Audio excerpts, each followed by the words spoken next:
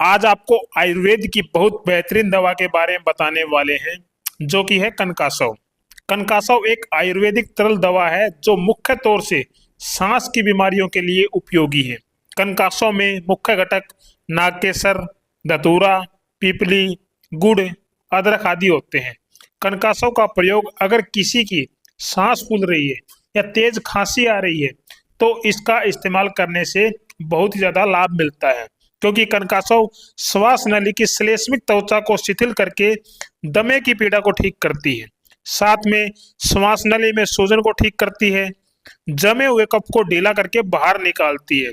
इसकी सेवन विधि 4 छोटे चम्मच सुबह शाम, खाना खाने से या तो 1 घंटा पहले ले ले या 1 घंटा बाद में ले ले।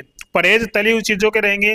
और ज्यादा जानकारी के लिए अपने जो चिकित्सक है उसकी सलाह जरूर लें और इस वीडियो को ज्यादा से ज्यादा शेयर करें।